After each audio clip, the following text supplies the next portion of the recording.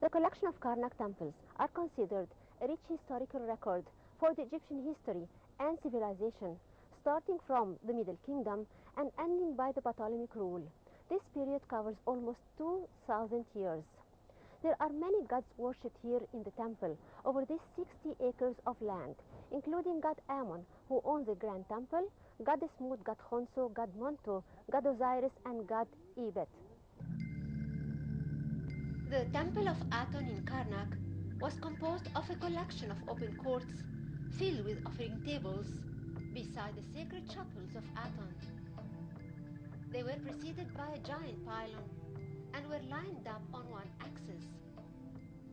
Aton Temple was consecrated for the sun and its rays, so it was totally open to the sky with no ceiling, resembling the earliest temples of the cult of the sun when Ra was dominating. It comprised no sanctuary, which was a main part of any other temple. Thus, because there was no statue of a god to be placed within it. Thus, this temple was unique in its kind, order, and design. The excavations and archaeological researches in the east of Karnak confirmed that the temples constructed by King Amun-Hotep IV, known as Akhenaton, were destroyed after his death, apparently by King Horemheb, who had ordered the dismantling of the stones of Aton temples in Karnak and burying them inside his three pylons, the second, the ninth, and the 10th. Monsieur Maurice Pillet, the manager of Karnak excavations at its time, estimated the number of stones used in the colonnade to be not less than 169,700 blocks of Akhenaton stones.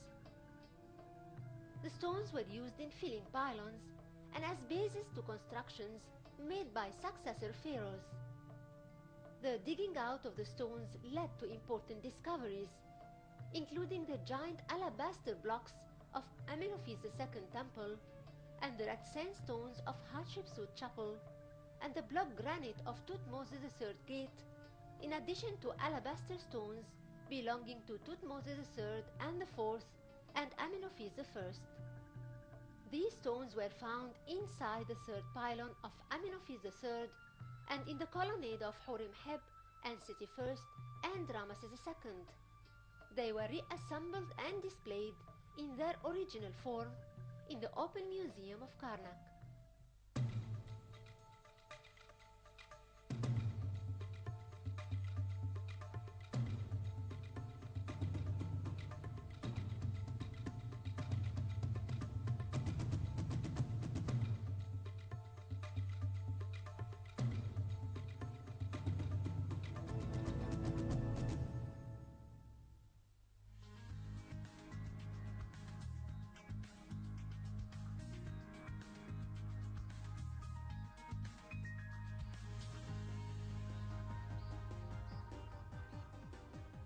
Welcome back.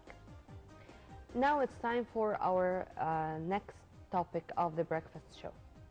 You know, this segment is really tackling a very important issue, a very important quality, I should say, characteristic of the Egyptian people.